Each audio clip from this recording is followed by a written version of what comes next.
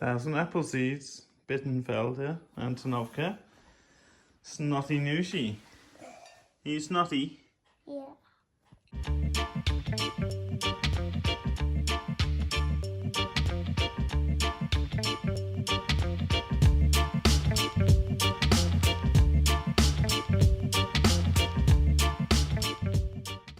So just driving along on the way back up to the farm, this is what happens every year.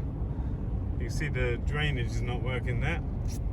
But this land is about 30 meters lower in elevation than our own. And you see it's already cleaned up now in the middle of February. Our land will typically have snow still on it for 6 to 8 weeks later. And you can see in the hills in the background, it's not a, it's not a great elevation difference, and it makes a huge difference. Obviously this is south orientation somewhat, so it does always get a bit more sun and clears out a lot quicker, but you can see the line up on the hill on the right there. It's, I dare say it's even 20 meters elevation. But it's the sort of edge of a climate zone, so if you zoom in on the Swedish climate map, we're in this zone between zone 3, 4 and 5, made confusing by the hills and the water bodies. But it's pretty amazing, just that little elevation difference, maybe a bit of orientation, makes a massive difference to our growing season. And 4 to 6 to 8 weeks difference in our short growing season is huge.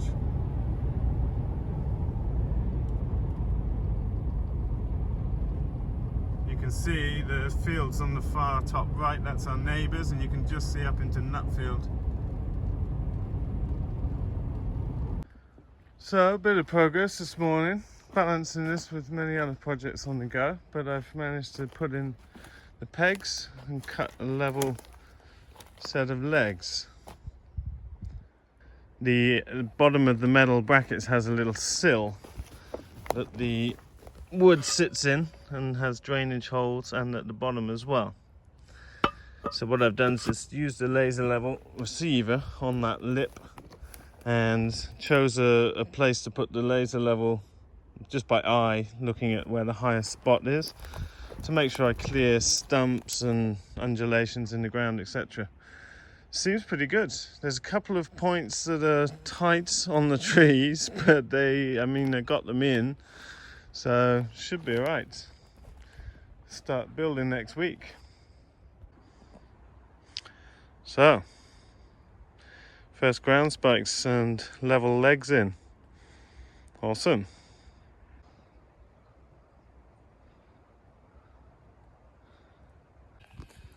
First sunny day in a while. We're sitting out eating. What is it? Applesauce and cream. Apples from our garden, preserved. Ooh, nicely done.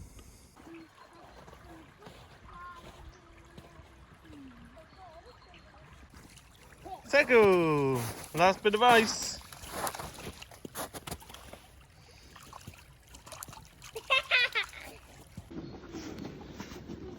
Clover man.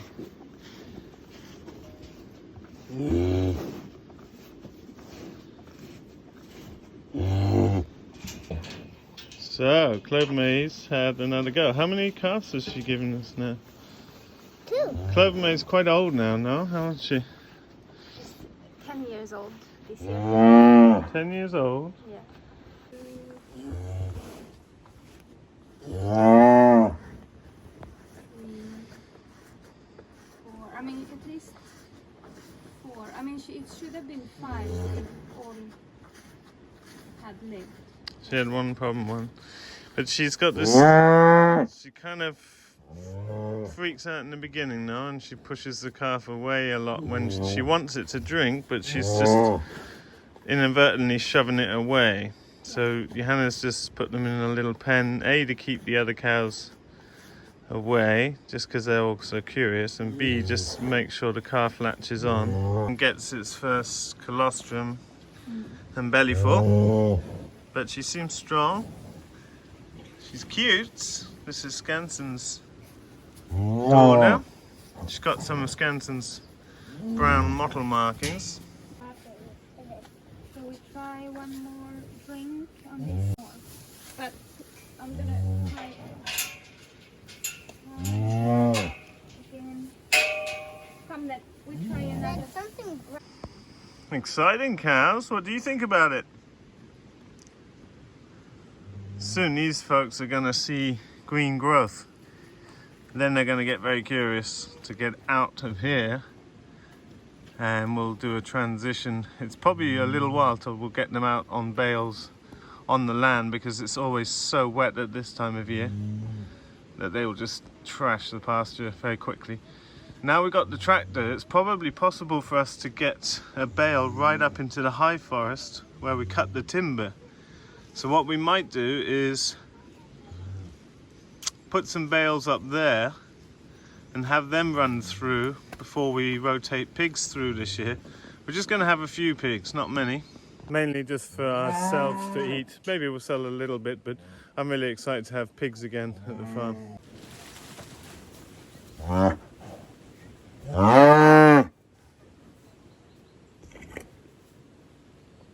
Hannah's just making sure the calf can taste and smell the milk in the sun. Clover May's only actually got 2 working teats, which is not ideal, but once the calf knows what it's doing, it'll be fine, and she's got plenty of milk.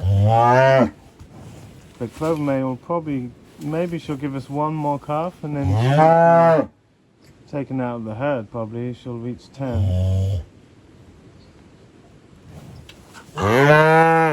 She was our first animal on the farm.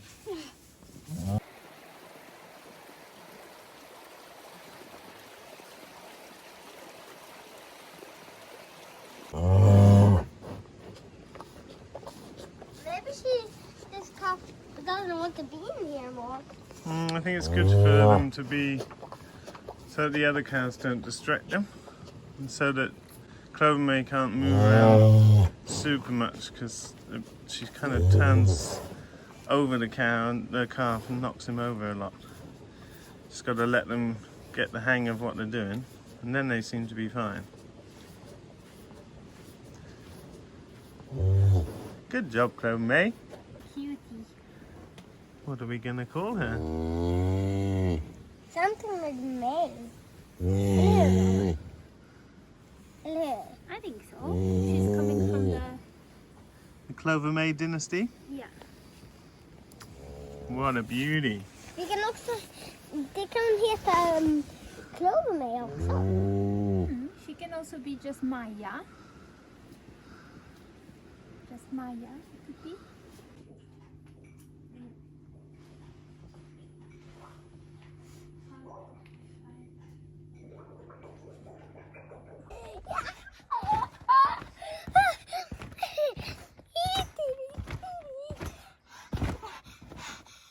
Okay, found a minute to get up here, work on number 2. It's quite close to number 1 over there, and a bigger gap up to number 3, but that's sort of logical positions where they seem to fit well. Okay, so number 3, I've just measured with the laser level, cut the pieces, come up, and it's now time to just mock up by putting a frame on. You can see something's a bit out of line there, but I dare say we'll get away with that. Check that's good, and then we've got the frames of these 3 up. I'm thinking today I'll get up to the other side where the yurts will go. One is marked out before the snow melted, so we'll check that that's all still good and see if any of the pegs have fallen down, and then we can do this process over there. And then the last yurt hasn't been marked out at all yet, but that's a pretty simple process. Okay, number 3. It's looking good, looking very level. Just crouch down, you can get a sense of it's within a few millimeters. It's hard with a camera to see because you obviously get a bit of distortion, but that is spot on. They're all looking fantastic. Very nice having the CAD plans. Ridgedale Builds going to be here this spring, late spring or summer. So many easeful building projects once you've got really accurate 3D models. Sun's returning. So beautiful up in this woodland when the light filters in like this. Okay, making a start on the yurts now. This is the one I marked out in the snow. You see the chalk remnants. So I've just taken a heavy steel bar and bashed holes. This one's in the side of a tree stump. It's quite rotten out now, but it's got good ground contact. Bashed the starting holes and I just put these in. And then I've just got a bit of 18mm mild steel somewhere in here that I'm using as a handle. So I can put this in like so, and I can wind that down, and then when it gets to near ground level where you're torquing in this whole piece, you can use it as a big lever like that. It seems to work quite well. 2 trees to take out here, this one and this one. I don't think I'm going to get to that today, but I had a look at the way I want to fell them. I'm either going to fell that way or that way. This one I'll fell down that way, and I'm just going to miss the feet. So I'll put the feet in now, and I'll just fell the trees to make sure I miss that. One thing I talked about before is possibly building a bridge over here. Now I found a way up with the Rhino now, which is great because I couldn't get up in the snow. But that means we should hopefully be able to tow the cladding boards up. It's very steep, but we'll see. Getting over here doesn't look so easy, although the pathway seems to have come down this way. I think I might be able to get through that. It's pretty steep and there's a ditch that's flowing there, so we're not sure. But this is where it'd be nice to have a walking bridge using some of the tree trunks just to go over the damp stream and be able to walk across to the other yurt. But you can also access it from up the road there. But if I can, I'd like to get all the feet in place today. That would be a really great start for the week, to start Monday on framing. So we'll see how it goes. It's quite tiring work getting these in, but it's still before lunchtime. Said it a million times, this has been such an incredible tool. This is a self-leveling laser level. I bought this when I was in my early 20s doing Keyline design.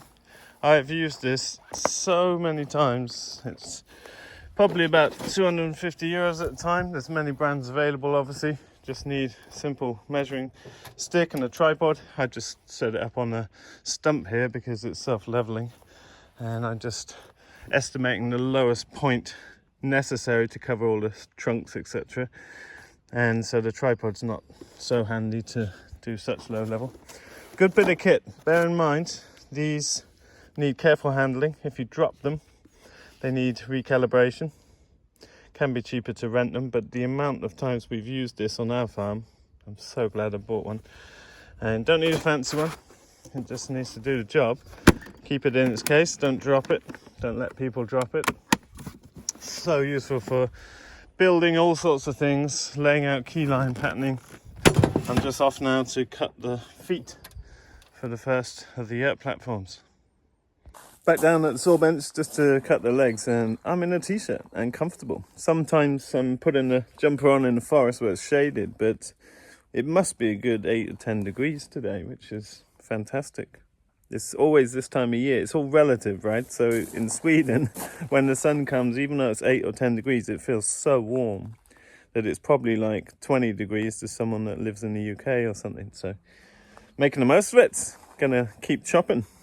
Okay, got this first yurt platform together. Obviously these are not in place, they're just sitting there so I can check the levels, etc. Gonna fell those trees out another time. Couple of little errors on this one, but that's okay, we can work them out. A couple of short poles, and I need a longer pole for the corner.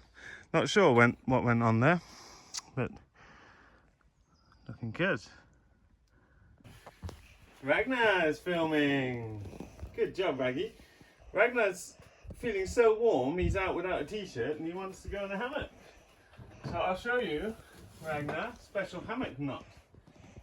You do like this. You go around your fingers, spin it round, pull it through, and it's a quick release knot. So this one will jam tight and hold your weight, but when we want to undo it, we can just yank on this string and it will come undone. You were feeling all summery. Test it out, see if it's at the right height. This is handmade in Thailand by a lady. It's something like 3 kilometers of thread.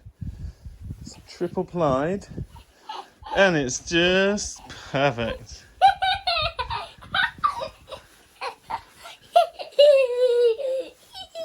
You're like a cocoon. Raccoon. A raccoon or a cocoon. Cocoon, like a little butterfly cocoon. Hey! Are you enjoying the sun? Taco likes the idea of it. Hey, Taco dog. Okay, sun is getting low now. Last yet. Pretty good for a day off. 2 trees to take out. I actually moved this site. Originally we're going to have it on the front of the hill because it's quite a nice view, but it's much flatter here, and even despite that, you see the low pegs at the top end. We've still got 7 centimeters at this end. If we'd built there, we'd have had well over a meter.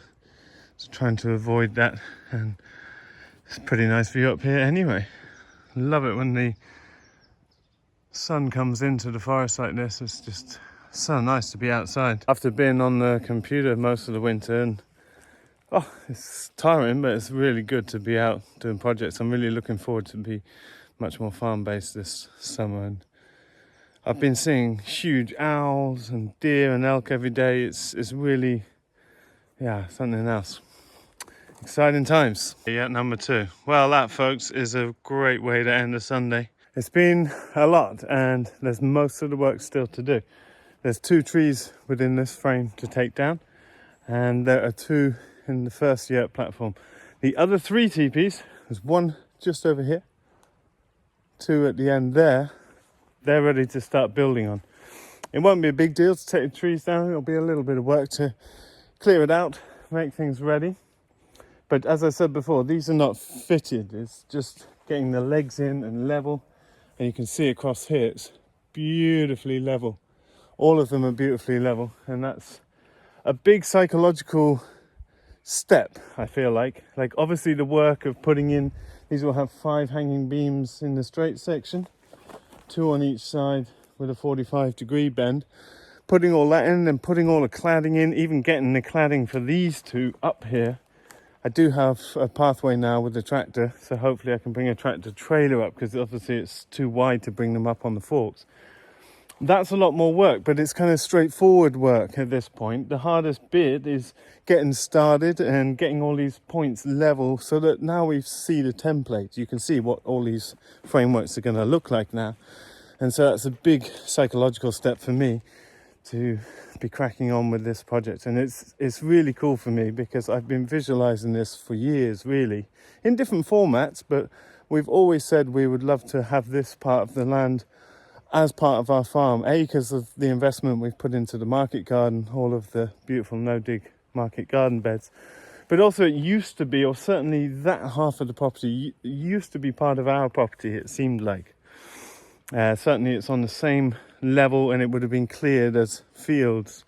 Even if it wasn't part of the property, it was all part of the same sort of field clearing. This piece of land, I think, on this side was always part of... No, it wasn't always forestry, because I've got old maps from the 60s when it was actually pasture.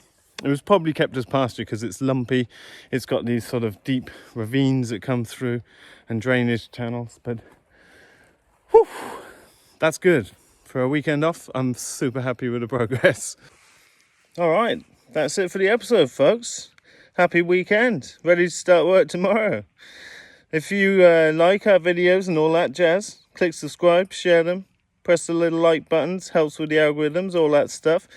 And you can find out a lot more in the links below. You can read our book, Regenerative Agriculture. It's a manual. You can get it as a PDF. You can get it as a hard copy book. We'll post it anywhere in the world. People have been loving it, giving rave reviews, starting their businesses based on it. So make sure you read that if you haven't. There's free resources in the links below, as well as our paid online trainings. And we'll see you in a video very soon. Bye for now.